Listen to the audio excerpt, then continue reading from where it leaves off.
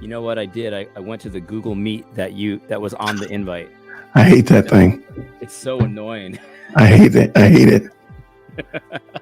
Let's see if we can hold on one second. Yeah.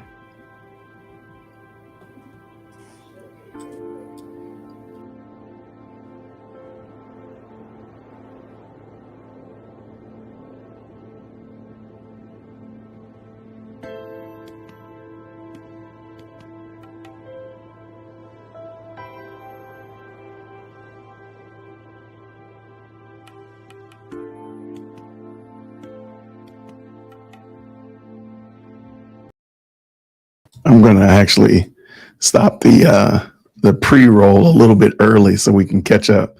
How are you doing, AD? I'm doing great. Are we live?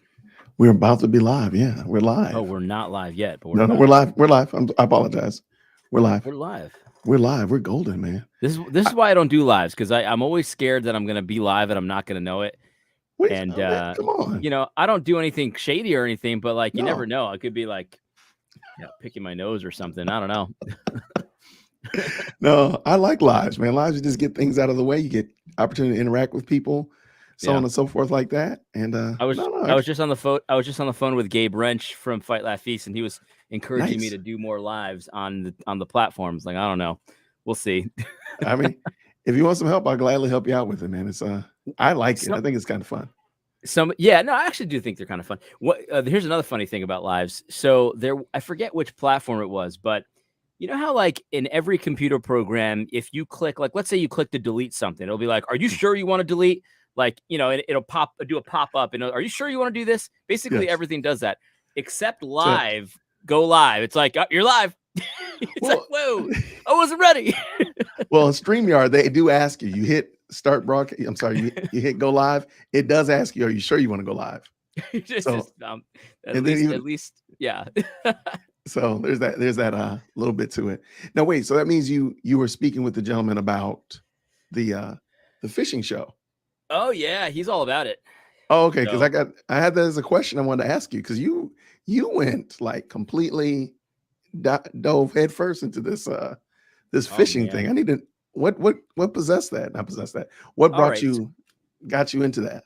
Yeah. So when I was a kid, I used to love fishing, and you know, my dad taught me and my brother how to fish, but my brother always kind of went, you know, but he didn't really like it, but I loved it. And really? So, but then when I became an adult, I hardly ever went. I remember there was one, it was right during the financial crisis. I lived in New York City, and I was doing one of those staycations because I didn't have enough money to do a real vacation. So I went to the pier. I used to live right on the water in Brooklyn, and I went to the pier right in front of my house, and I caught a little flounder, nothing big, but you know, a little flounder. And so that's the only fishing I did as an adult. And so then last year we were at a buddy's house, and we took the kids fishing, you know, just little thing.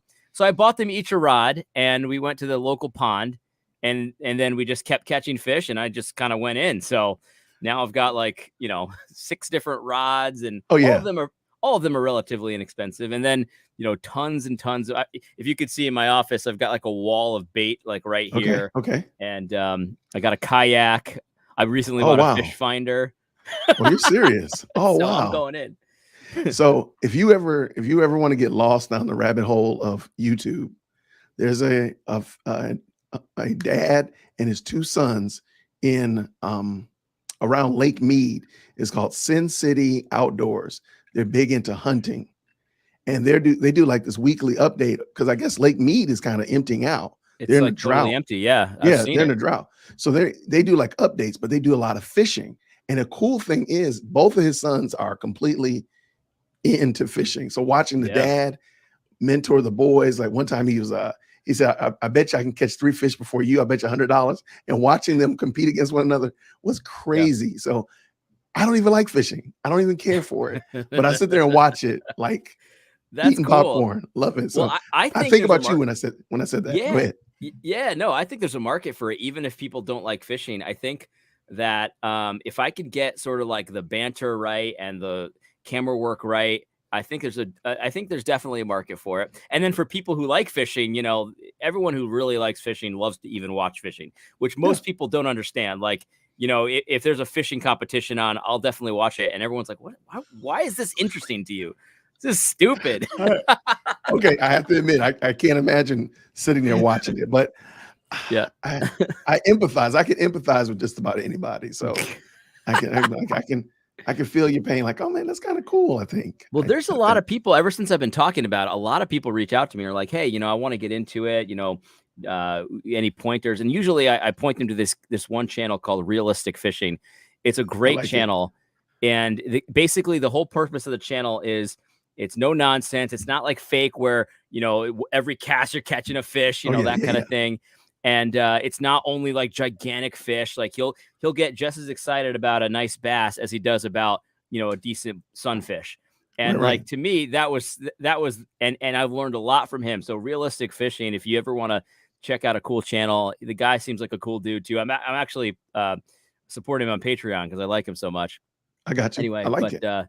Good stuff, man. All right, so I had some questions I wanted to ask you because I was like, man, if I'm getting 80 on here, I gotta get these questions out of my system. So I'm gonna just tell you right now, I am jealous because every time you talk about you and your brother, I'm like, I learned so much from your brother as I learned from you. So I'm like, I'm a little bit jealous because, hey, James, you need to call me. So me and my brother don't talk nearly as much. I'm like, dang, every time AD says, hey, I was on the phone with my brother, or I was talking to my brother this weekend, I'm like, let me get some paper and pencil. It's gonna be something good. So is he older than you or younger? He's younger by 2 years. And really? So I talk to him almost every day, a little bit less so recently because he's been, you know, trying to buckle down at work a little bit. So, you know, we'll still chat, but I talk to him almost every day, and he's a pastor. You know, he always took his faith a lot more seriously than I did as children.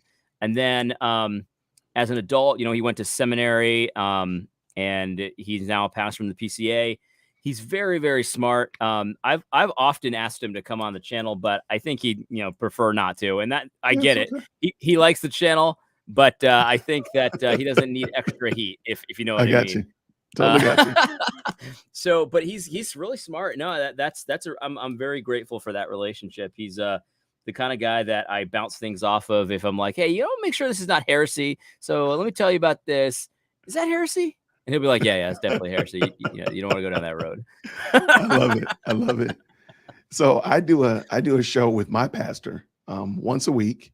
We call it the cutting room floor. So, you know, because he scripts out his sermons, and there's a lot of stuff that he doesn't get to do during the actual Lord's Day sermon. So we kind of became a joke to like, hey, Joel, what's on the cutting room floor? So usually on Tuesdays and Wednesdays, we kind of go over what he did not get to go over in the sermon, maybe like an illustration or a bad joke. You know, Presbyterians, they can only tell 2 jokes in a sermon. So, you know, if he had a third joke, two jokes per sermon.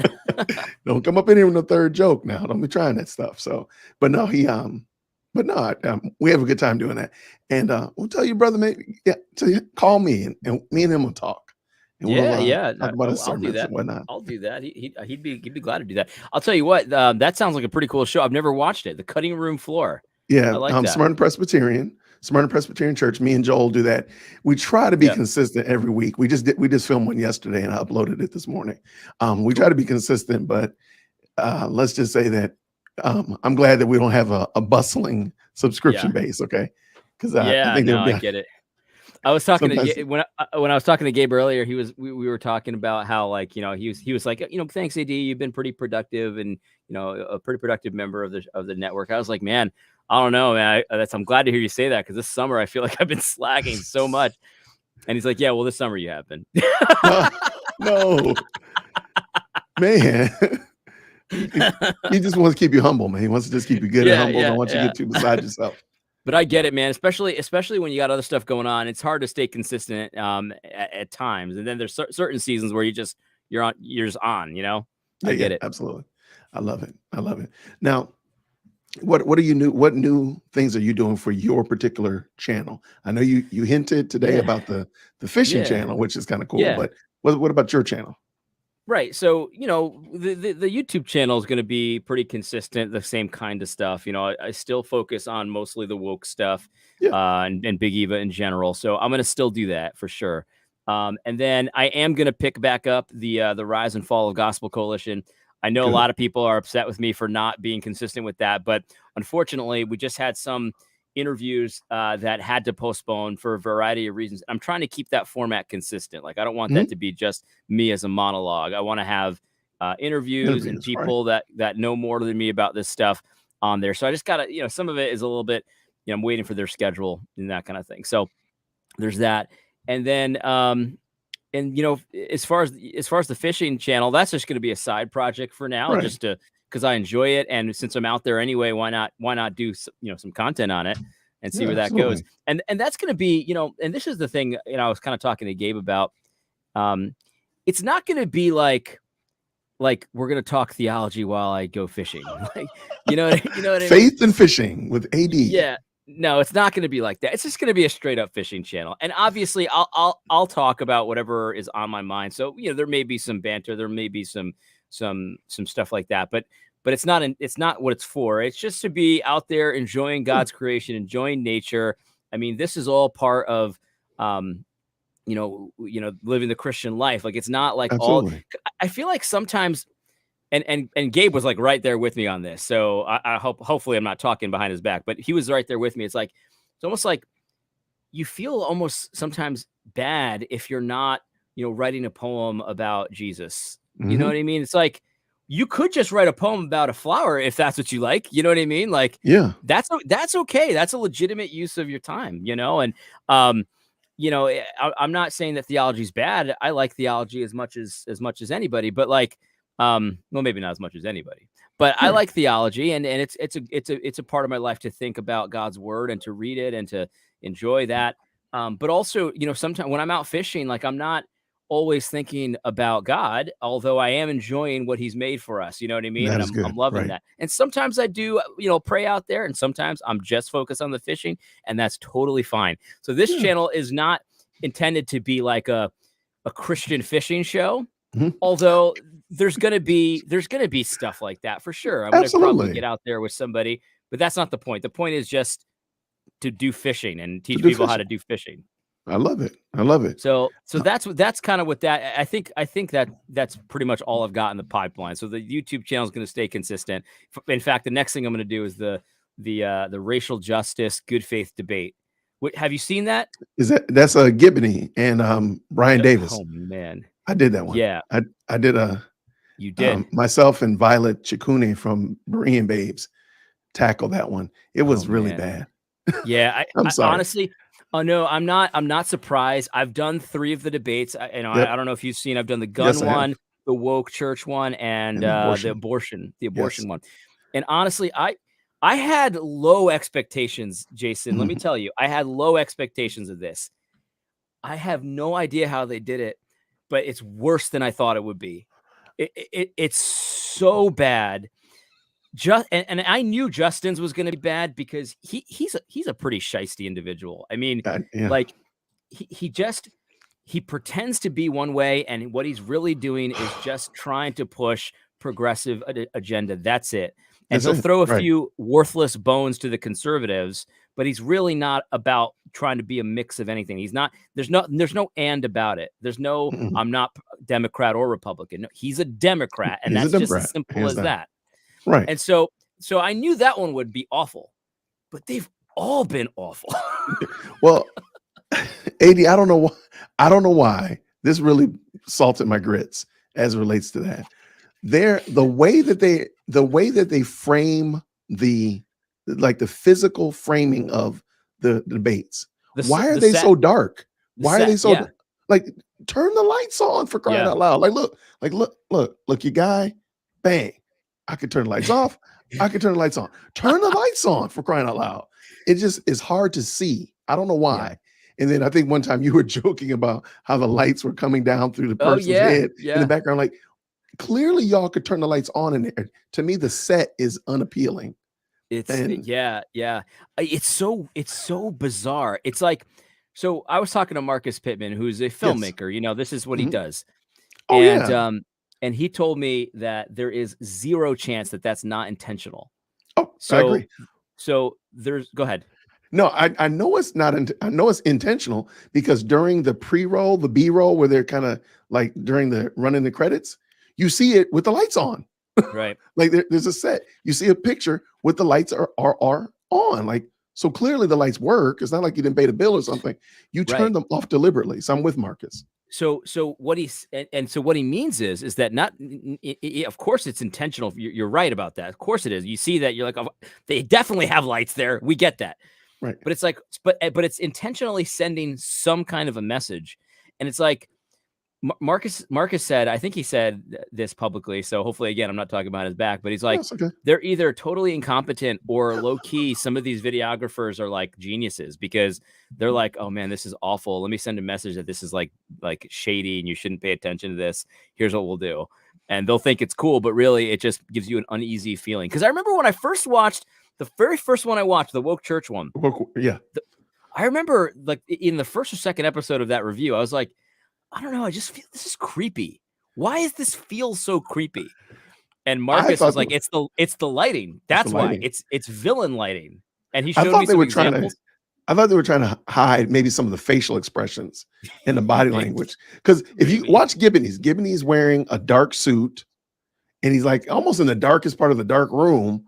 Then there's the host in the middle, and then Brian is over here. And Brian's actually in more light on this side, and he actually is wearing lighter clothes. Like, why are y'all doing that? But I really think it might. I agree with Marcus. There's some nefariousness there, but there's some. I'm looking forward to you. And so it's like, yeah, no, I can't wait to get to it. That's the one I wanted to do. And oh my gosh, you're gonna. I watched the Woke Church one. I was like, oh man, this is horrible. And like, I wasn't intending to do them all, and I still probably won't. But I'm definitely gonna do the racial justice one. Well, Gibney's is long. His opening salvo is so long compared to Brian Davis's. And interesting. It's well, first of all, he's an attorney, and he's literally he's doing his opening argument to a case. So he's standing before the judge, the jury giving his opening argument. Yeah. And it is such a dilly-dally dance around history.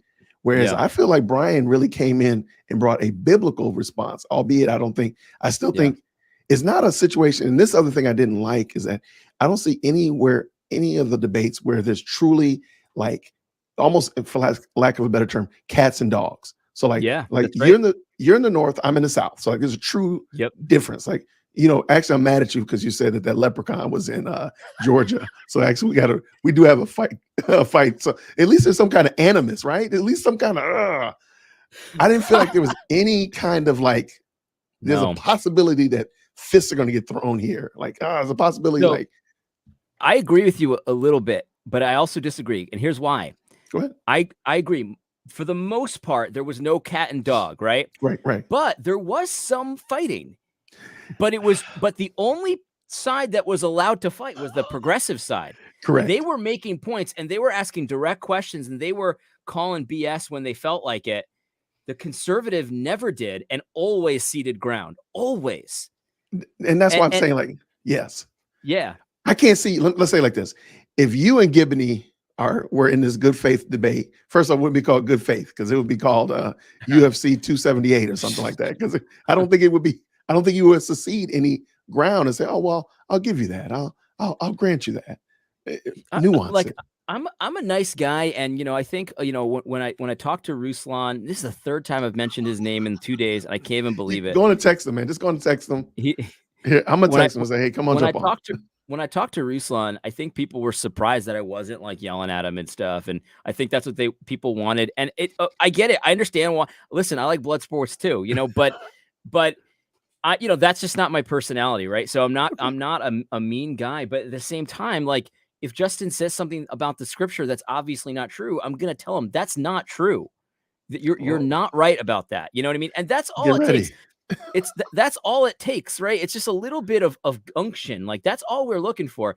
And the thing is, we got some of that, but only on the progressive side, only. Yes. And good for them, because that's what you should do if you're progressive and you believe this nonsense. But we have better conservatives. We have better actual Bible believing people that can actually say, "Oh, you want to know how I feel about an assault weapon? I think they're obviously part of what a Christian should have if they want it." That's what I think. Not like, "Oh, well, I'm just kind of ambivalent. Like, I know it totally destroys the case I made earlier, but yeah, I've got to cede some ground. That's good faith." Right. Yeah. So I'm totally with you. I'm looking forward to seeing what you say about Did you do Justin did you review the whole thing? Like, did you Yep. do like a, We did a okay, okay. We did a three-parter. We did Giboney's, then Brian's, and then the whole sit down as a Nice. live. We did a sit down as a live. And Oh, cool. because Giboney's was just it took Violet and I both could not give it any. We just kept stopping, kept hitting the bar, kept stopping, kept hitting the bar. And I really think it was like an hour. There's so much. There's a lot because he says so much.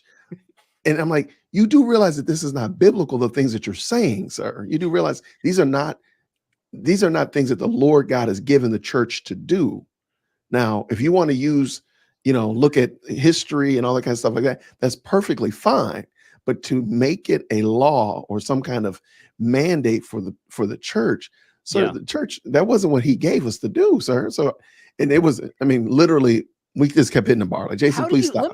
Jason, how do you decide what to respond to? Because like when I was doing the gun debate, right, that was the worst. I think I said this a couple times. That was the single worst Gospel Coalition presentation I've ever heard. So like when I'm listening to that, every sentence has like 6 different things I could say about it. And like, you have to let it, you can't just say everything. Like, how do you decide? So usually I'll admit it, when I'm looking, sometimes woke preacher will put something up and I'm saying, oh, I've got to address that. Or somebody says something crazy on Twitter and I say, oh, I gotta dig into that, or whatever of that nature. And so one of those ways is how I end up grabbing information that I want to address. But then also I try to say, hey, are other people addressing this? Like when I was talking about Andy Stanley and some of the craziness that he was saying, especially since he's right here in Atlanta. I know tons of people. I know people that go to his church. And I'm like, yeah, man, we got to talk about this. So sometimes it depends. And come find out Giboney's here in Atlanta too. I'm like, what is wrong with us? What's in our sweet tea here, people? We need to talk about this. That leprechaun's from there too. It was Alabama, man. Stop it. What? It's funny because I knew it wasn't at Georgia, but I wasn't sure if it was Alabama. But I threw in Georgia there, and purposely because I knew probably people would not like that. We don't think of ourselves as being rural at all. Oh my gosh, we do not think of that. How dare you? How dare you? But I think it was like Crichton, Alabama. Something like that. But so yeah, sometimes I just try to find something that, and then also that I'm interested in. I might not be interested in a particular topic, and it might be a hot button topic, but I might not be interested in that. And I know if I'm not interested in it, I'm not going to give it the full weight of what it needs. Like, for example, I was extremely interested in Margaret Sanger. I was extremely interested in letting people, because people don't know about Margaret. Like, I went through and did a book review, and I did 21 quotes from Margaret Sanger and interviews from Margaret Sanger. So I want people to say, like, hey, she hated you. Like, she did not just have like, oh, I don't like people who have white Bass Pro Shop hats. Like, no. She was coming off the top rope on y'all. Oh, and she was wicked evil. Like, dude, she had some really weird, like beyond weird. So I was invested in that. I was truly invested in that. I could do 25 more shows on Margaret. And I wanted people to see, like, hey, as you're out here protesting and fighting for her finished product, please know who it was that you're supporting. And I was surprised how many people said, I didn't know anything about this. Well, that's something you should probably want to look into before you start sacrificing your baby to Moloch. Maybe you should kind of look at that. So I look at what's out there in the world, what people are talking about, and if I'm truly, truly interested in it. And then also if there is a biblical response. Like, there might not be a biblical response for metal thermoses, but everybody could be talking about it. Like, well, the Bible doesn't say anything about metal thermoses. That's not, and I'm not really interested in it, so I'm not going to talk about it. But if it were something that's really interesting and it's a biblical response to it, let's go.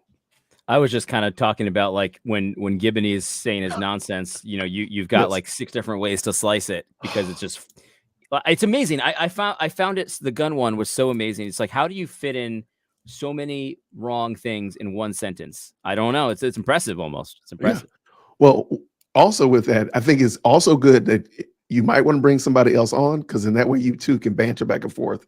But like I said, that Gibney part is going to take, I promise you, you're going to be like, Jason, I'm 3 minutes in and I've got 45 minutes worth of content. I promise you.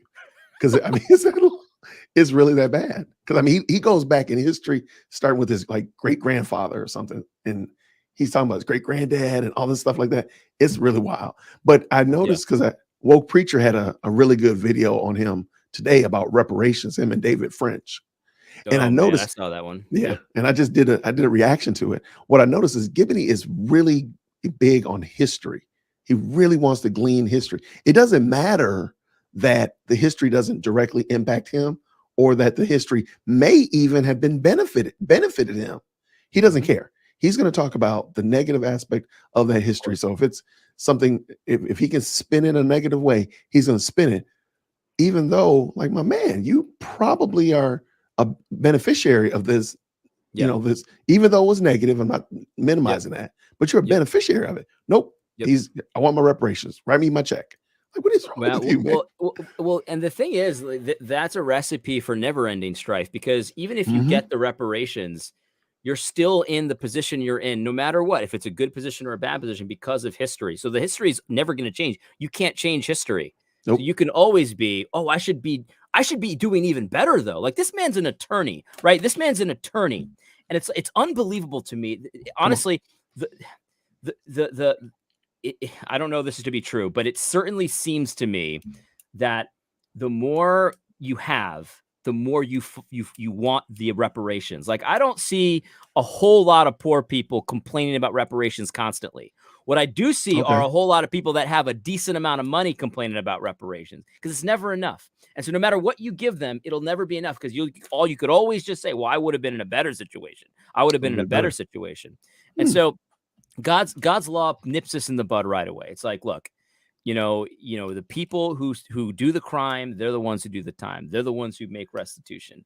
Right. And you know what? Things fall through the cracks. That's part of God's system too, right? And the reality is, as Christians, we don't have to get revenge and make everything right, because we know that God's going to do that eventually. So if you would have been in a better situation but for slavery than you are right now, that gets dealt with. It either gets dealt with on the cross or it gets dealt with in eternity in hell.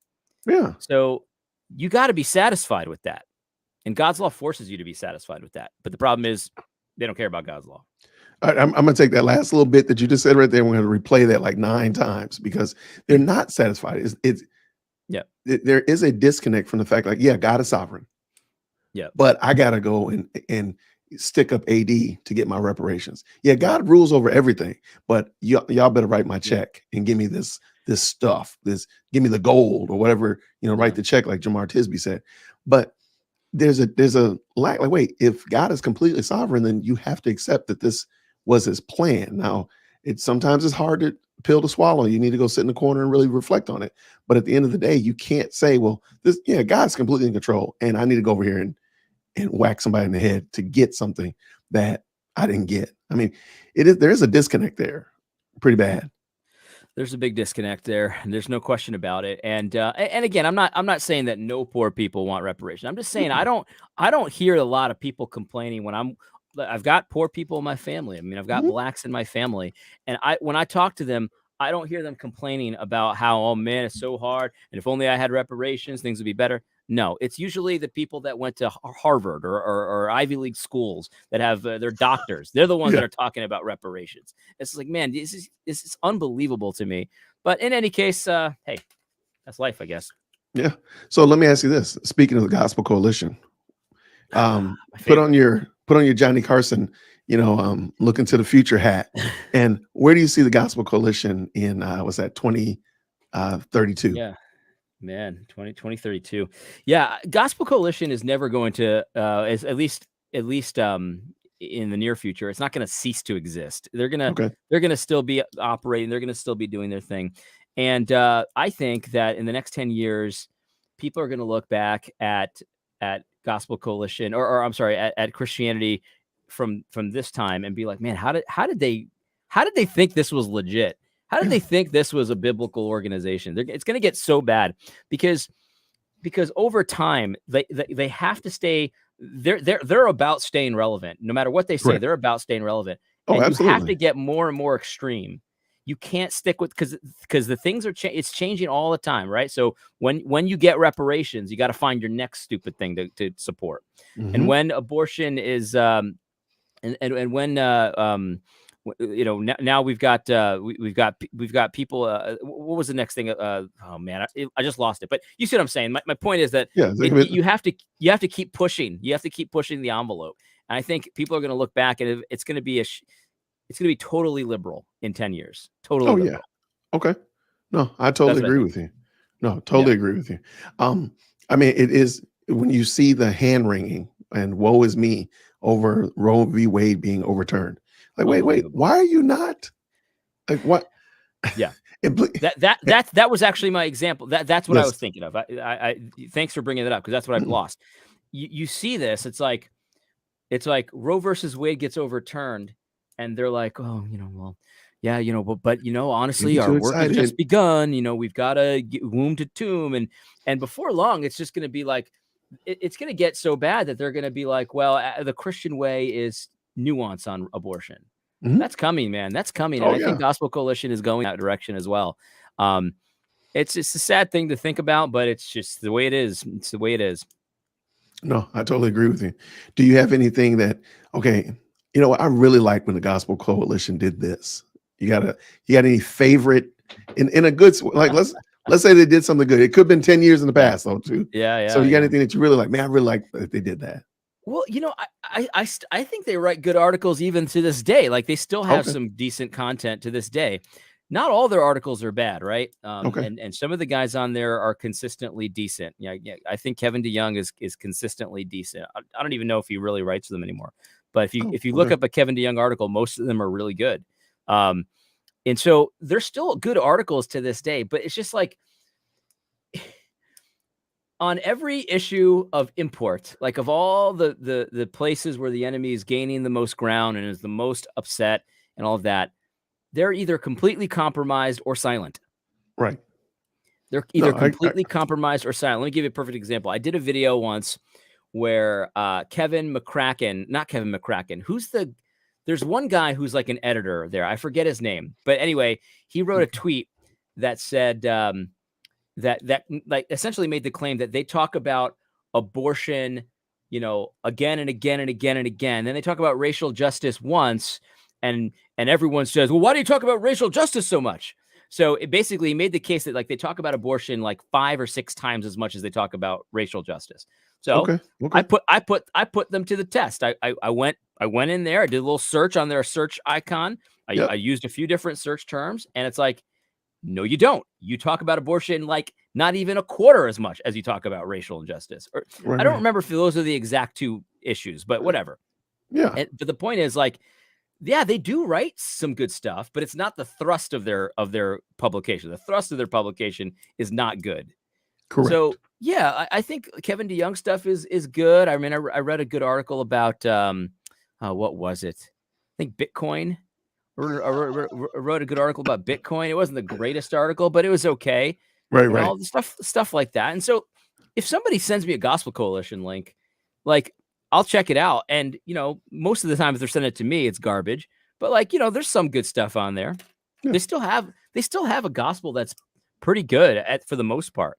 But the problem is that there's just so much poison there that I couldn't recommend it. No, totally get you. I forgot that you were going strong against the crypto bros. About a year and a half ago. People get mad. People get real mad. Oh my gosh. I wonder how they feel now. Cause I mean, a lot of them are true believers and they'll go down with the ship. I hope they don't. But I actually asked Woke Preacher Clips. He loves Bitcoin. He doesn't like crypto. Really? He likes Bitcoin, which I get it. If I were to go into crypto, I would probably be like him. I'd only like Bitcoin. But Okay. but I asked him, like, I hope he's doing okay, and he's like, yeah, this is fine. This is what happens, and I kind of get that. I mean, I like gold and stuff like that, and Well, certainly. I have some money in, like, I have some risk capital in, like, gold mining stocks, and those are very volatile. They go up and down for ridiculous reasons all the time. And so I kind of know where he's coming from. It's like, well, if you believe in something, the fact that it goes down, you're not that worried about it. In fact, you're considering buying more. I'm worried about people that are holding a lot of Bitcoin. I'm worried about them, but hopefully they're doing it responsibly. And that's all I'm going to say. Oh, I'm totally with you. I'm totally with you. So AD, if you were had an opportunity to speak to the universal church, capital C church, and give maybe, let's say, 2 or 3 pieces of good salient advice. Yeah. And this could be in the United States or globally, however you want to look at it.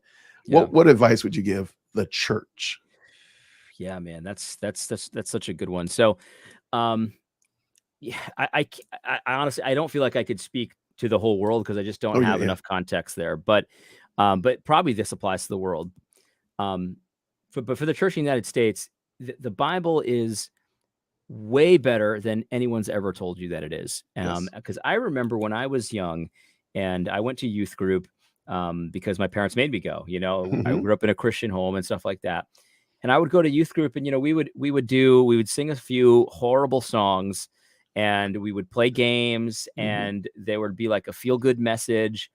But I was not interested, and I think some of it was just me being like an angsty teenager. But some of it was legit. Like, some of it was like, it was not. They were not making it relevant to me. It had nothing. It was all this spiritual stuff, which is great. Spiritual stuff is real. Yes. But I also have a real life to live. What do I do in my real life? You know what I mean? But that's not regularly taught too often, because there's a fear of coming off as a legalist or coming off as a Pharisee. So you don't want to talk about the law of God too much. In fact, I don't remember ever hearing a sermon or a youth group message on Deuteronomy or Leviticus or Numbers. So whatever, it just didn't feel relevant. So I didn't care. But the Bible, the whole book, it addresses every aspect of life that matters. And you can apply it to our modern life in a way that makes perfect sense. The law of God, it's not just something that you say is good, but you really don't like it. It actually is good.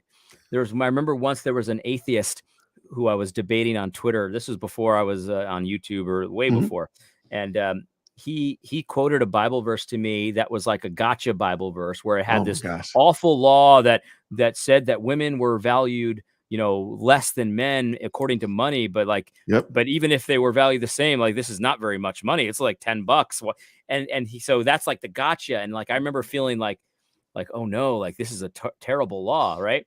I didn't say that to him because I was in a debate. I had to win, but in the inside, I felt that way. What happened was, he was trying to shake my faith with that and I'm sure it's worked on many people, because most people are taught to say, well, that was for the Old Testament. That's not for today. But when I looked into that law, what I did is I looked into it. Right. And I found some good, trusted resources on the law of God. And I read that law, and the law was actually the opposite of what he was saying. It's like, this is what you have to pay to get out of a vow. And so he was saying women pay less, men pay more to get out of a vow. Right. They have to redeem themselves from the vow. So they pay a certain amount of money. And so it's the reason why women pay less is not because they're worth less. It's because they don't tend to work for money as much as men. They're working in the home, so they don't have as much money. So of course you would want it to be less. Right. So anyway, so when I read that, I was like, oh my goodness. So this law, this idiot atheist had no clue what he was talking about, because he obviously wasn't arguing that women should pay more. He just didn't know what it was about. So what are the chances that every single verse that I've read that's been, oh my goodness, this is a horrible law, it actually is a good law? What are the chances? The chances are 100%. So the Bible, the stuff in Deuteronomy, Leviticus, Numbers that you find boring, it's way better than you've ever thought it was. It applies to everyday life. The principles there, the specifics of the law apply, but also the principles apply in so many different ways. And just you don't have to study it every single day, but you do have to understand what the law is all about and what morality is. And these are things that are there. And once you understand them, it comes alive, in my opinion. So the Bible's better than anyone's ever told you it was. Number Love two it. is so let me see how I want to word this. So like the local assembly is it's something that you should want to do. Correct. And if you don't want to do it, because a lot of people, especially on Gab, you're on Gab, so you see this probably every time you talk about the church. You get a litany of people that say the church is not a building; it's a body. I don't go to church because it's not a building. That's a 501c3 synagogue of Satan. And you get a lot of anti-church people in the comments. Always. Not as bad as on Twitter, though. I guess that's a good point. That's a good point. Not as bad as on Twitter, though. You are correct, though.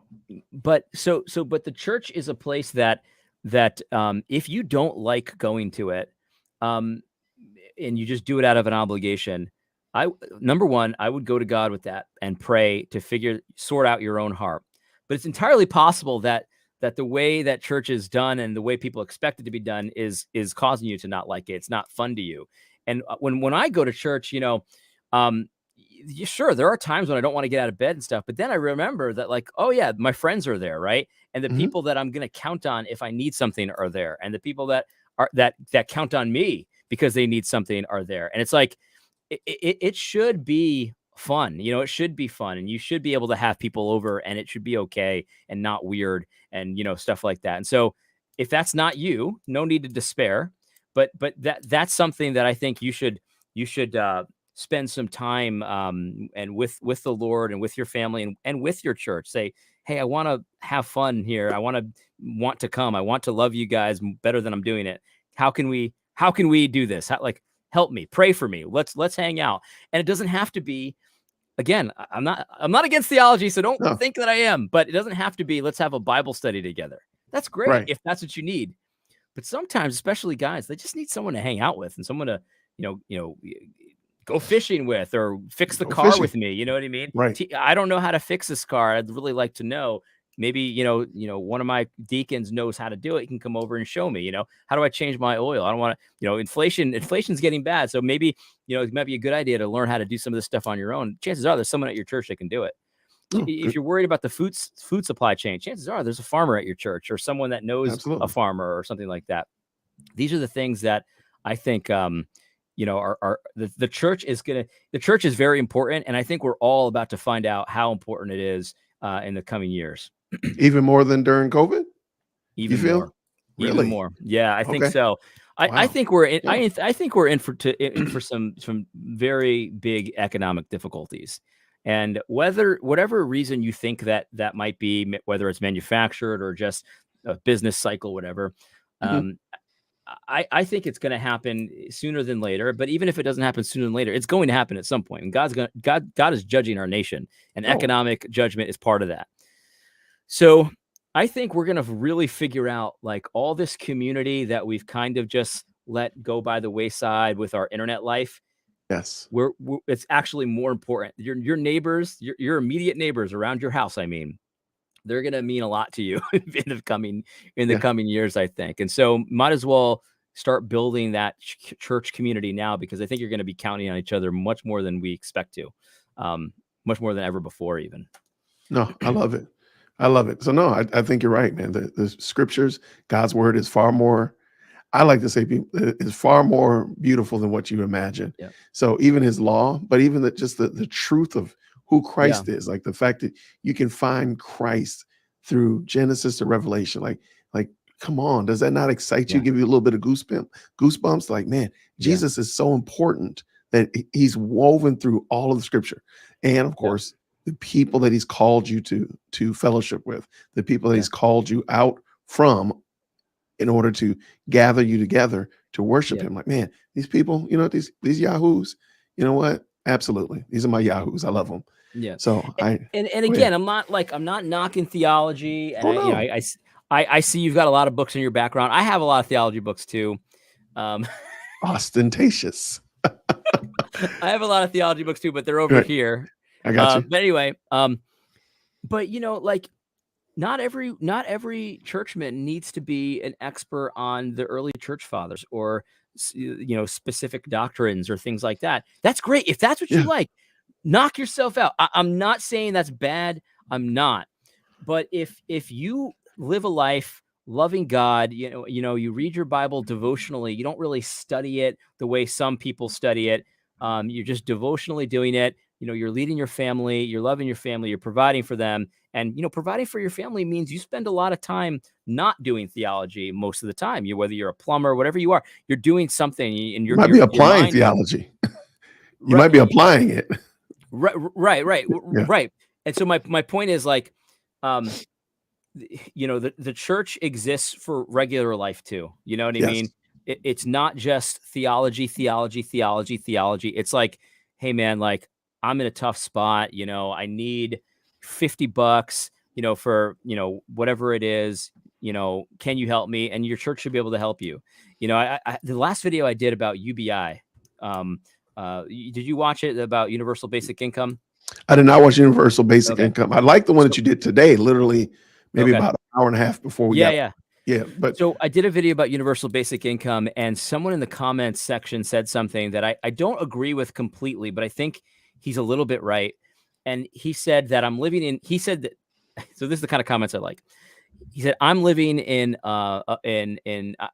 idealist. I'm not living in reality. That's what he said to me. He said, because the church isn't going to help you with squat. So you need, in your fantasy world, the church, steps in and is charitable, but that's not reality. That's what he told me. I think this guy's a Christian. I'm not sure. I don't believe him, number one, because I know my own church experience, and my own church experience is, my pastor will call me and say, hey man, I know of a need. This is it. And I talk to the person. It's a real need. Can you help out? And we do this kind of stuff all the time. So that's not true. However, I think it's more true than I would like to admit, that the church does not do the things that it should do as often as it should. That's not to say that I'm not trying to slander the church. Sorry, let me just say one more thing. But here's the thing. Like I forget where I was going with this, but my point is that like in order to do that kind of stuff, we need men that are at work doing all kinds of non-ministry stuff, right? Making money, fixing cars, fixing houses, doing stuff so that they can provide for our own, because that's what we need to do. We need to provide for our own. So if I have a car that breaks down, I should be able to count on someone from my church that knows how to fix a car and say, man, I don't have the money because like inflation's crazy and, I'm paying for, food. Can you help me with this car? And it's like the church should be and can do that. And again, if things happen and we have a tough period of a recession, some people are even talking about depression. I'm not a doom and gloomer, but possibly we're going to realize just how important, how valuable that church is, because chances are there's someone in your church that can do every single thing that you need them to do. I agree. And so we gotta help each other out, man. No, I agree 100%. And I think to your commenter who said that the church is not going to help, I would almost want to say, because I do kind of agree that they probably have had that experience. I would probably only say, I need to ask some questions about the church that you're attending. Oh yeah, absolutely. Because, absolutely. I'm a deacon at my church, and deacons are responsible for the checkbook. Yeah, you're fielding that stuff, those needs. Yeah, we get those needs all the time. And a lot of the time, before we've had an opportunity to write a check for it, someone in our congregation has taken care of it. So thankfully, by God's wonderful sovereign hand, our church a lot of the time doesn't even have the opportunity to give. Yeah. Because, the Robles have stepped in, or the Williamses have helped this person and whatnot. Now, if in fact if they get to us, it might be a larger check than it would have been any other time. Sure. But even when people come to us and say, hey, can you help me? Like, we actually have a fund in place. If somebody came knocking at the door on Sunday and they needed something, we can take care of them. So I really want to challenge people, like, hey, maybe, just maybe, it's not the universal capital C church problem. Of course. It might be that lowercase Six Flags Over Jesus that you've been going to, and maybe you need to look at a different place. But I totally agree with you. And that's kind of why I said what I said about the comment. Like, I think he's wrong, but I think he's more right than I want to admit about some of these other Yes. churches, right? There are some Yeah. churches probably that would be difficult. And our church does the same thing. We've got a whole fund set up for this. There's a whole line item in the budget that is Absolutely. just set aside for this stuff. And that does not mean that we always dip into that. You're 100% right. This happens all the time where we know something, but it's already been taken care of. And it's like, that's what this community, that's what community is all about. That's what the church life is all about. You know, it's like, you know, we should be understanding what people need and stuff like that. And the other thing too, I think is it doesn't always have to be money. I mean, our church has a lot of elderly people that are on fixed incomes. And so they'll end up needing like someone to come and cut the grass every week. They can't do it anymore and they can't afford to pay someone. Right. And you know what? That just gets done. It just gets done. Someone shoots out an email or they ask for it, you know, at church, and it's like someone's there. And it's and it's like it's never like, well, who are we going to get to do this? It's like someone's volunteering. There's usually more than one volunteer. This is the church life. I think the church does this pretty well. I think obviously we could always improve, but that's no excuse to like bring in unbiblical stuff, right? There's no excuse for that kind of thing. And so I think honestly, if you are one of these people, because this is me, so I'm speaking to the old me. If you're one of these people that, you know, you go to church, but you like slide out early. Oh, you don't talk to anybody. You know, you don't come to Sunday school. Right. You're there for the sermon and communion and you're out. I see him all the time. I see him all the time. Yes. If that's you, I'm not trying to shame you. I'm not trying to say anything. But what I am saying is that you need to understand, you need to make a concerted effort to actually have a family, to actually have a church family, to actually be a part of that church family. And again, you're going to need them. I'm telling you, man, I'm not a doom and gloomer, so don't think I'm a doom and gloomer, but we're going to need each other in the coming years, even if there's no recession, right? Even if there's no financial crisis or anything like that. There's a lot of stuff coming down the pike, man. Yeah, come on. Like, guys, this whole idea, this whole Christian nationalist thing, I'm sorry to go on a tangent, but like this whole Christian, this is the most obvious play I've ever seen ever. They're demonizing Christian nationalists, and it's not going to be too long before they just take off that nationalist part. Nationalist, good point. And now it's just Christians. Yep. Oh, it's Christians that have caused this. It's Christians that are the reason that Planned Parenthood burned down. It's Christians that are doing this, and it's that's coming. And again, I'm not a doom and gloomer, so I don't think we're going to the gulags, but it's going to be harder to live a public Christian life than it has been before. We need each other, guys. We're going to need each other. Amen. And I'll even make it even more plain. Like if by God's grace, we're able to overturn Roe v. Wade on a national level and multiple states do away with that wicked, evil practice, we're going to need to we're going to need to encourage and help these parents that are crisis pregnancy situations or trying to adopt. So, I mean, so that was just another example of the church community is invaluable in this day and age. And I think we should encourage that. Again, I see people come in late and they leave early. Like maybe you should. That was me. That was me, man. I always do that. Man, come to fellowship hour, man. We make some great coffee. Come on over here. These Presbyterians make some great coffee. Just hang out with us. Just come a little early, and then you can still, hang out, meet some folks. Yeah. And honestly, you'll find out too that like, look, there's a lot of there's different kinds of people out there, right? So if you're a theology nerd and you want to come to church and talk to other theology nerds, that's we got them by spade. We got a ton of them. Yep. I've got people at our church that are the opposite of theology nerds. They'll talk with you if you have a question, but they don't necessarily always want to talk about that kind of stuff. They talk about normal stuff, right? I've got a guy in my church who his business is he does like not like portable restrooms, but not porta potties, like nice ones for like events and stuff. That's his business, and so we talk about that all the time. I find it so interesting. It's like when he talks about building it and how he builds them and like. He builds them, and he totally. Wow. There's like there's electricity, there's pumps, there's water tanks. It's like, and he's telling me about all this stuff, and it's like some people might be like, "This is boring." I think it's interesting, and he loves talking about it. So we're at church talking about portable Johns, luxury porta potties. Yeah, no, I always find it interesting. Like I tell people, I have no problem if it's something that you're passionate about. I'm going to talk to you about it. So let's find out a little bit more about. So I was going to ask you, even like, what's a great, if I ran into you at the coffee shop, what would you be reading? What would you be drinking? And if it was a cigar shop, what would you be smoking? I mean, like, I'm perfectly fine talking to you about the things that you're interested in, like fishing. Like, dude, you gave me some great information about fishing. Not really my forte. I'm not going to go out fishing in the Chattahoochee tomorrow, but hey, it's important to you, and it's something that you like.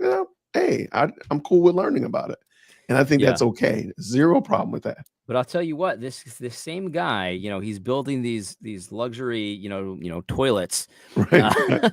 But this is the guy, honestly, if I needed someone to help for real, something, my house was broken and for some reason I just couldn't afford something, or I just wanted to fix it myself, this is the guy I'd call. I'd call him up and he probably would drop everything and come help me out. He's the kind of guy that would, and the church is full of people like this that would give you the shirt off their back. The reputation the church has with ex-evangelicals and progressives is that nobody helps you with anything. And that's not true. The church is full of people that'll help, that'll drop everything and they'll give you the shirt off their back, man. There's plenty of people that I knew if I was in a pinch, I could go to them. And, I hope I'm that person for them, that if they were in a pinch, that they could come to me and I'd help them out. No. I've told my grandfather has told me stories, man. When I was just in Florida, my grandfather, he's a Pentecostal Puerto Rican, and he was telling me about this once time where he was in a very tight financial spot and he needed like, I don't know, a couple $100. And, in those days, that was a lot of money, he needed a lot of money.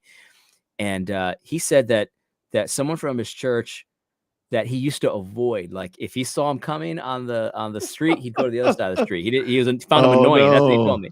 He found him annoying. Anyway, so he sees him coming down the street one day. So he goes to the other side of the street and the guy spots him and he says, Brother Mario. He waves him down, and he's like, oh no. There you go. He saw me. He comes over and he goes, hey man, the Lord told me to give you this. And he gives him a couple $100. Wow. And it's like, what?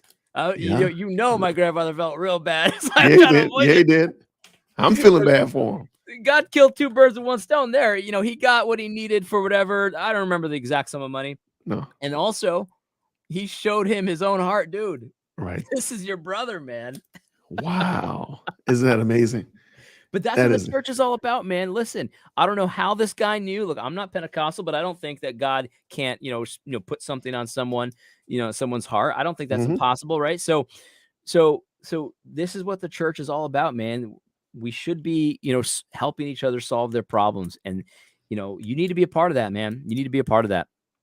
So, and you kind of said it, but like, I think you've made the plea. If there's somebody in the audience that maybe doesn't believe they should be a member of a church, I think you've really made the case. Yeah. That, man, become a part, especially if you're a believer, be a part of this. Because I think there's no way for you to use all your gifts in any other way. I mean, God has called you to use those gifts for the body. So yeah, you could be using them at your job. Yeah, you could be using them in your community. I got you. But he wants you to use them here. And then also, if your dad, you said his name was Mario, if Brother Mario wasn't a member of that church, that guy wouldn't have had the opportunity to be a blessing to him. Yeah. Even so, I mean, that was my grandfather, but my father and my grandfather both have the same name. So you're right. Really? Okay, I'm sorry. Yeah. So you got my point. So yeah, I do. But yeah, like you being a part here gives, me being a part of the church with AD gives AD an opportunity to bless me and to teach me how to fish, because I have no idea how to fish, and such like that. But on the same note, me being a member of this church also is a blessing to AD. So I think it's that give and take that thing people just really miss. That's a good point. That's a good point, because when you leave early, it's like, well, I don't need anything right now. I'm good. I got friends, and okay, that might be true. That might be true. Right. But you're also a part of the body too, right? You also need, you also are there to be a blessing as well, and so I think, I wonder sometimes when I get a comment like I got, I like this comment. I think he's right in some ways, but like when it's like, they're not going to help you with anything. Like usually that comes from an experience, right? Yeah, that's true. And I wonder sometimes how often it's the case where it's like you were struggling, but you didn't tell anybody. Facts. And they didn't help you. Right. It's like they didn't know. Maybe they didn't know you needed help. You know what I mean? Like, Great point. I wonder. I'm not saying that's what happened. I'm not saying that's the only way this happens. I'm just saying I wonder sometimes because I know that my personality would have been like that. Like if I needed, if I when I became a Christian, if I needed money, I probably would not have asked the church. Yeah. That's my personality, and that's Right. to my shame. I should be willing and able to go to my brothers and be like, "Yo, I need this." You know what I mean? Anyway. No, that's a great point. And I think as we are moving into whatever season we're in, whatever's going on in the world, I think it's good that we, start fortifying those relationships with our fellow brothers and sisters in the body of Christ, but most importantly in our churches, because there's so many people that are just I don't know what you want to call them, rogue warriors out here all by themselves, not a part of anything. And it's hard to do everything that God's called you to do apart from the body. I don't know how you're going to do that, but no, I love it. Yeah, and so when I go on Gab and I post about the church and people are like, "Well, the church is not a building." It's like, yeah, you're right, but you need the people that gather at that building on Sunday. Like, you need those people, man, and it's very hard to have those people if you're not there, if you're not with them. Yeah, I mean, and the bad thing is during 2020, they made the case, the church wasn't the building. You can do church at home, and now the churches are open. They realize that these people have bought fully into that, and they can't get them to come to church, and they are staying at home. So it is a catch-22. I agree. The church is not a building. It is a gathering of people. However, the gathering of people has to be somewhere to do the They things. meet at the building. So what are we talking about here? It's like saying fans, like my fans of a football team. Right. Like, I could be a fan of a football team. Well, yeah, you can do it at home, truly, but don't you want to do it with other fans? Like, come on, like what's going on here? Like, no, I totally get you.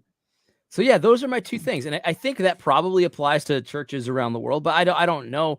I don't have enough experience with churches around the world. I've been to some, but I would imagine that probably churches in poorer nations or maybe non-Christian nations probably get the second one a lot more than we do.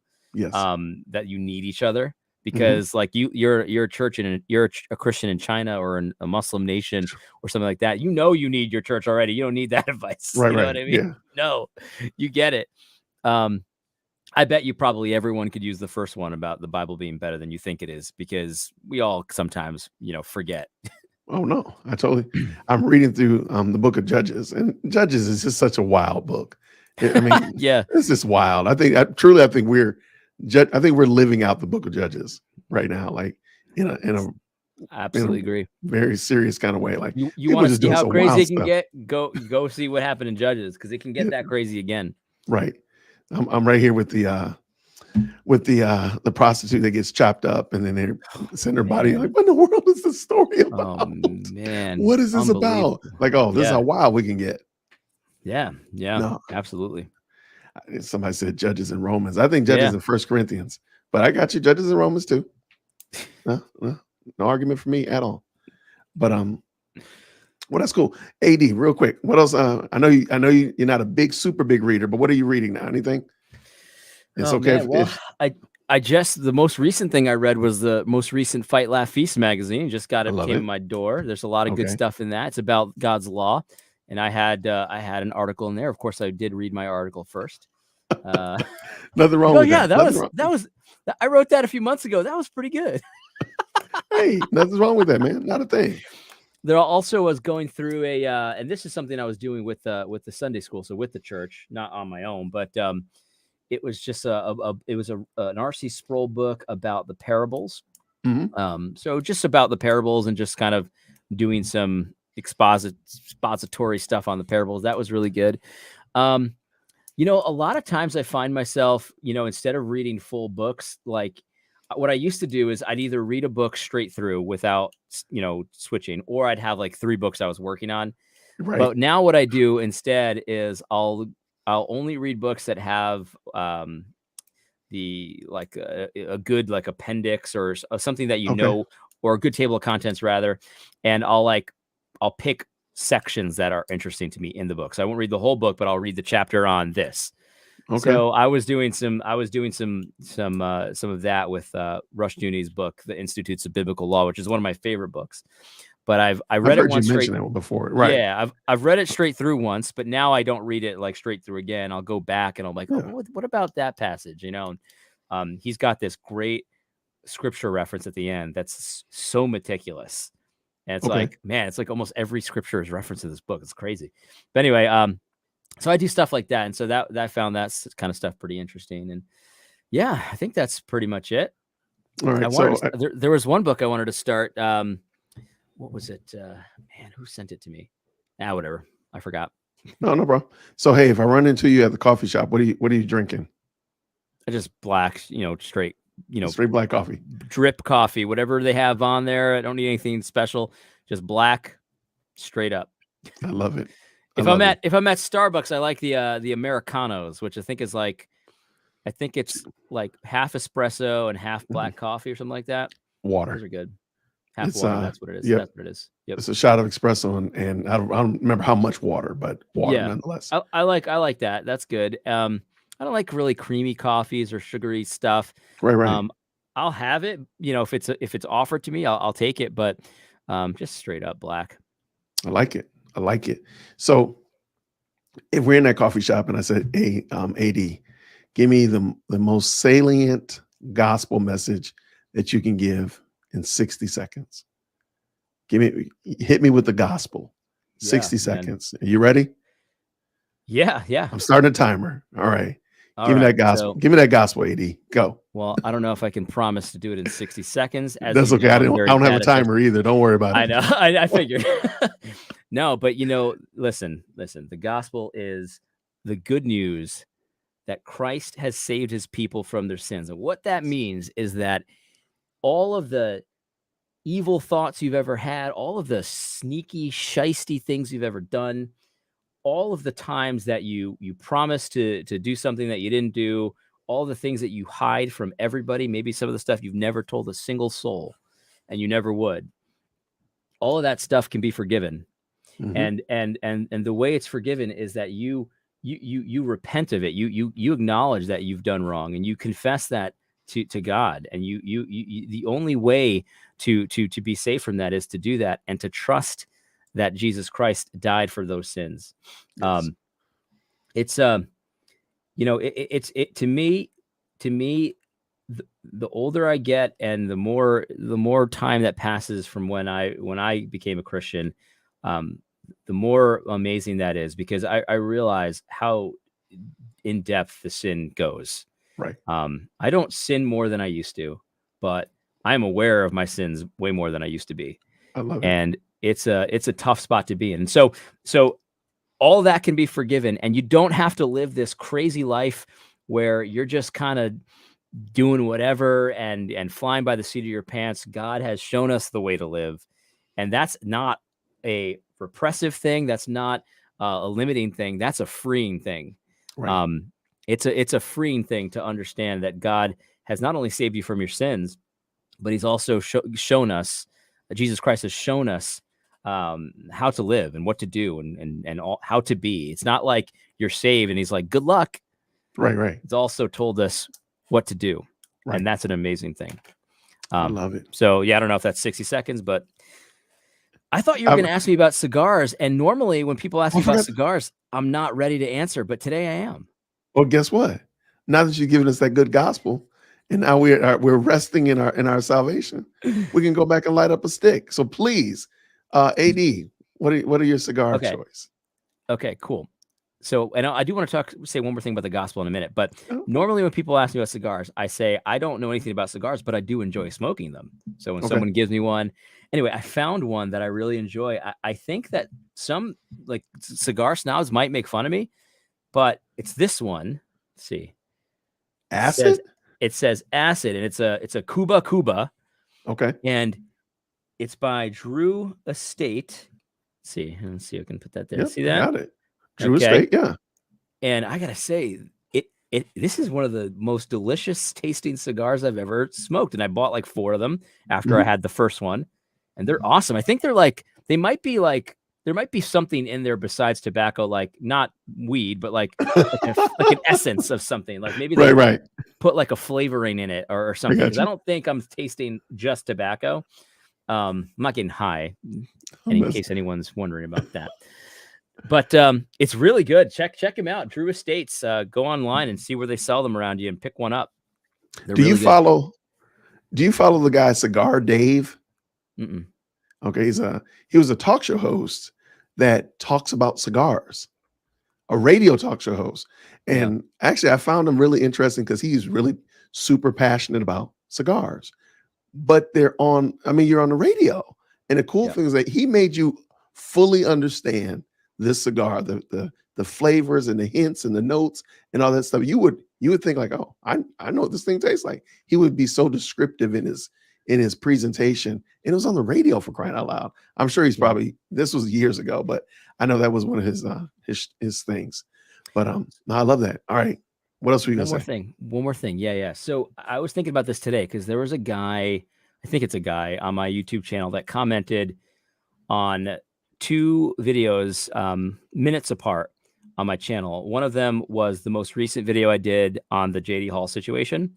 Yeah. And then the other Okay. one was the one I did when JD Hall retired from polemics. Yeah. This is before all this came out, right? Yeah. So he had retired. Looking back, we can kind of see what was going on, but like at the time he had just retired, right?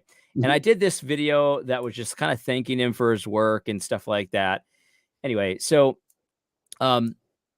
but looking back, it's like, oh man, that's why he was retiring. This guy's life was falling apart. You know what I mean? Like Right. he was hiding this, and all that. So and then the same guy, so he commented on that video and said, look at this video. You're just supporting this guy, and he's just a evil guy. You should have known. You were wrong about his character. You should have known. And then he went to the other video and said, sure, he needs prayer, but like, how could you support him and this and that and stuff like that. So, this is the thing about the gospel, guys, that it makes you feel weird sometimes, but it's just something that's true. It's like, look, like the reason why I said in my video when his, addiction came out and all of that, and so there's some of these other allegations are pretty bad. I don't know where they are at with that stuff, but if it's true, it's horrible stuff, right? Yeah.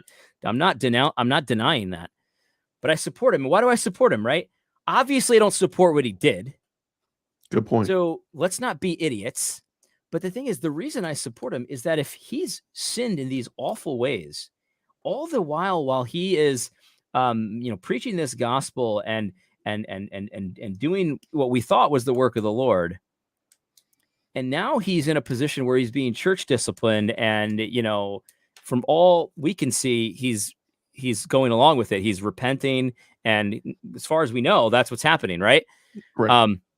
Why wouldn't I support that? This gospel saves evil sinners, even the worst ones you can think of. And JD Hall is far from the worst sinner I can think of. Mm-hmm. But the thing is, like, the gospel is that good. It's that important. Of course, I support him as he's repenting from this sin. I can still be really mad that he like pulled the wool over my eyes. I am mad about that.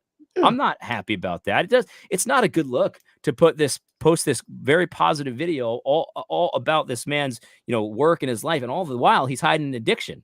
That doesn't make me feel good. But the gospel is so good that I have nothing but support for him in his repentance, because God can save that sinner too. And as far as I know, he has. It also reminded me of, Chris Watts. This is a man who killed his family. He killed his wife and he killed his 2 children because he wanted to, go with a new girl. Right. Yep. And this guy is demonic stuff, right? Demonic. And, I was watching a video about that case, which is a very sad case. And the reason I was watching it, because they have like the interrogation film out, and these 2 interrogators, like, they got him to admit it. They were excellent. Like, they were just so manipulative, but they were really good. Okay. Anyway, so I was watching this video, and then there was a follow-up interview after he had been sentenced, right? So he's in jail forever. Correct. So these 2 detectives went back and interviewed him in prison. And so he's talking about the stuff, and they're getting a little more detail because they're trying to understand his mind a little bit more so that they can, solve other crimes, right? And he in the interview, he mentions that he's found Christ and, you know, this and that. And the comment section was just brutal. He's like, he's obviously lying. This is ridiculous. He's obviously not a Christian. He's faking it, this and that. And look, I don't know the man. Maybe he is. I don't know. But if you have a doubt for a single second that Christ couldn't save someone who murdered his family, then you don't understand how important this, how deep this gospel is, how good it is. And you also don't understand your own depravity. And so, you know, that's good. Like this is important stuff, guys. And it's like the worst person you can think of, the gospel can save him as well. That's how effective Christ's sacrifice is. And Christ saves people like that all the time. Every day. Every single day. No, that's like good. People always say, "Oh, I'm the worst sinner I know," right? And but people say that, but they're like, "Well, yeah, but I didn't kill anybody. Like, I'm not like Chris Watts, you know?" Right, and it's like, yeah, but even if you were, you better believe that covers that too. Yeah. No, that's an excellent point. And a matter of fact, I'm going to be discussing Phil Johnson and this R.L. Dabney kerfuffle. Echoes just said, "I'm the worst sinner I know." I was not talking about your comment. I was not. I was not calling you out. I feel bad, man. I did not even see that. No, but I know Mike, and trust me, the gospel is definitely reaching out there. He really is the worst sinner I know.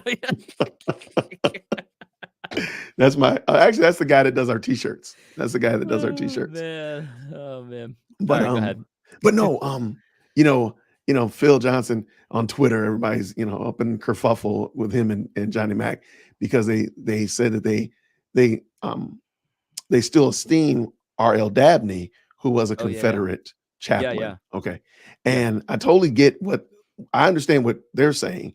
And I don't think people fully understand, like, and I have a video where Phil is explaining it and he kind of, he teases it out. Like, you know, his issues started at this particular time. And those issues are bad. They're racist. They're horrible things. But before then, his doctrine, his theology were solid. And I just don't think people fully conceptualize that God uses sinners. Like every last one of us is a sinner. Everybody in the hall of faith that you esteem, you know, out of Hebrews, they were all sinners. I mean, there's rapists and murderers and liars and thieves. All of them are in the hall of faith. So we can't just be so high and so pious that we forget, like, yeah, God saves sinners.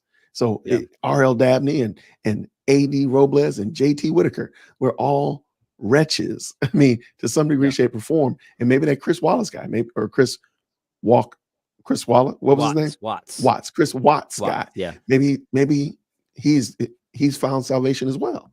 But again, I think we have to be mindful, like, man, Christ can save anybody. Nobody's too far gone. And I just wish people could understand it, because sometimes I feel like, man, y'all acting like you never sin. Like, hold on, people.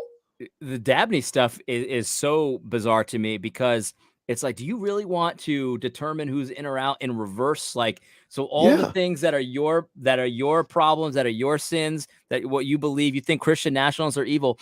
What if it turns out that Christian nationalism is what we ought to be? And you were back here in 2022 talking about how they're the most evil idolaters of all time. Do you really want people to look in reverse and be like, oh, so you're not a Christian. You're not a Christian because you were against Christian nationalism, which ended up winning. Which ended up being it's like, do we really want to do that? I don't think we want to do that. Look, I'm a Calvinist, so I keep it all in God's sovereignty. Look, R.L. Dabney was in the church, and he was not excommunicated from that church at the time.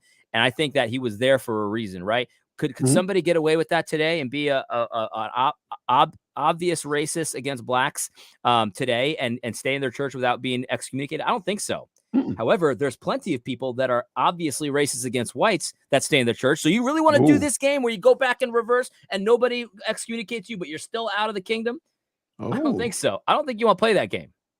I'm at the right. I like that one. I like the way you handle that one. That's a good one. Playing it back in reverse. That's a good one. So no, I agree, man. You made a great point. Like the way the gospel saves, the gospel can save any and everyone. So nobody's the JD too Hall far situation gone. is so sad to me. You know, I'm not I've got so many mixed emotions. There's Mhm. some anger and there's a lot of sadness when I think about that.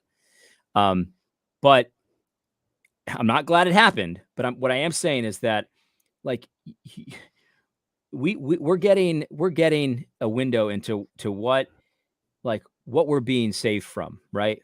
Mhm. When someone's out there in isolation and doing whatever they're doing, and they're keeping it from everybody, and it's a secret. And look, on the internet, man, we got to watch out for this because, you guys actually don't really even know me. You don't know what I do. I've got pastors that are in my life. I got people in my life, but like, you guys don't know what I'm up to.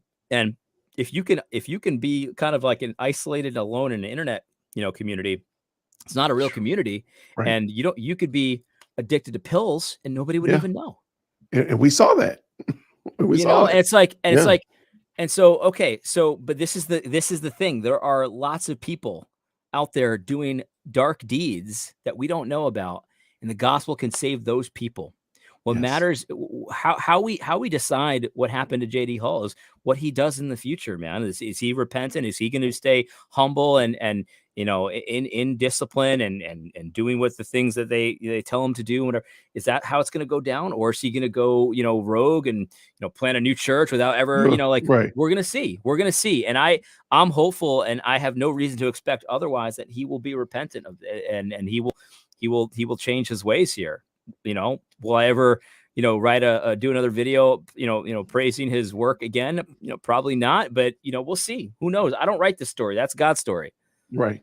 That's a great point. And we're giving him time. And at the current moment, as far as I know, I'm with you. As far as I know, he is submitted to discipline, and the such like that, and he's getting help. But I think the great thing is that he was actually in a church to be disciplined.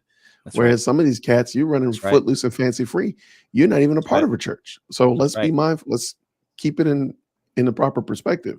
So, but no, I agree with you, man. Yeah. And I'm praying that he does, in fact, over Yeah. time, show that fruit of repentance, so that the gospel can be, so that Christ can be made even greater in the life of JD Hall.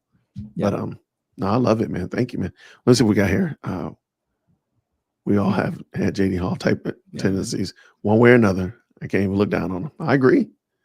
Thanks, Mike. Thank you so much. But what was that? Nothing. A comment. I was laughing at it. Okay, let me see. Is this one of your people? Yeah. Andy, don't worry. I don't trust you. Any of the people on the string got to run this birthday celebration time. We'll watch the rest later. That's a good friend of mine. She did my Kiana actually did the Julie Roy's book review with me. Oh, so when I did that, when I read through Julie Roy's book, that Tripe, Kiana suffered through it with me. And I've never read it. Show. I don't plan to. And you're not missing one thing. Not a thing was missed. I'll let you handle that one. I took one for the team. Trust me, right on the chin. Yeah. But no, I love it. I love it. What is Mike talking about? Let me get him out of here. Rogue and pastoring a computer. See. Yeah. Well, man, AD, thank you, man. This was a lot of fun. Hey, and just so everyone knows, if you saw the live get rescheduled, that was not Jason's fault. That was my fault. I kept rescheduling on Jason. That's my bad. I'm sorry. Thanks for bearing with me. I would love to do it again. Don't take it as like I don't want to talk to you. I do. It's just this summer has been crazy, man. My man, let me tell you, if I told you all the stuff my kids were doing this summer, you'd be like, what? How are you able to sit behind this chair? Now, my kids are doing a lot this summer, so I totally get it. Good. That's perfectly fine. How many little people you have, AD? 3 sons. Oh, you don't have a girl at all? No. I thought you had a daughter. Oh, I got 2 girls. Oh, man. Oh, then you guys have, man, okay. You need a girl. It's easy, man. You don't got to worry about hair or outfits matching or any of that stuff, man. Get outside. You don't even have to occupy their time. They'll just fight each other. It's fun. Have a Royal Rumble. I love it. Well, teach them make sure that you're teaching them fishing. You've taught some of them. They are. Oh, they are. Yeah. They've all been fishing with me. They've done a great job. My 3-year-old just caught his first bass the other day. He loves it. I love it. Now you do fishing also did you do ice fishing last year or oh yeah, man. Some cold water fishing? In my life. It was awesome. It was awesome. I didn't catch that much, but it's really fun. And I did catch some things, so it does work. Right. I like it. Okay. You might make a believer out of me. I appreciate it, my friend. Well, hey man, thank you again, man, for stopping by today. Of course. I think I mistakenly did not hit go live. I mean, make it public. So I think like the first 20 minutes or so was not shown to the world. So, That's but okay. it'll still You recorded it, yeah. Yeah, it'll still be on the repeat, so they can check it out, of course. People are gonna be like, "What were you talking about? Like you mentioned something earlier, but I don't remember that." Well, there you go. You gotta go check it out. You gotta go check the whole stream out. You gotta go check the whole This is thing what out. you were the one saying that. Okay, so this is funny because during that 20 minutes that no one, he said lives were so easy, and I was like, "Nah, man, they're hard," and he was like, "Nah, it's a piece of cake," and he didn't even go live. You got me. You got me. Red-handed. You got me. I did say it. It's on the tape. Oh, wait, it might not be on the tape because let me go real quick and record and cut it off of there. Didn't even happen. I love it. I love it. Well, hey man, tell your family thank you for letting us borrow you. We appreciate you. Continue to do great work on the Gospel Coalition as well as everything else that you're doing. When are you going to do the good faith debate? Do you know? Probably start it tomorrow. Oh, love it. Can't wait because you're going to have a great time. I promise you, your sure beard's going to grow longer watching that thing. You're going to be like, what the heck? Oh, man. I love Cool, it. Man. Hey, well, appreciate you, my friend. And let me know if you need me. You know where to find me. And we'll talk again real soon. God bless. Hey, God bless you, man. Take care, friend. Grace and peace.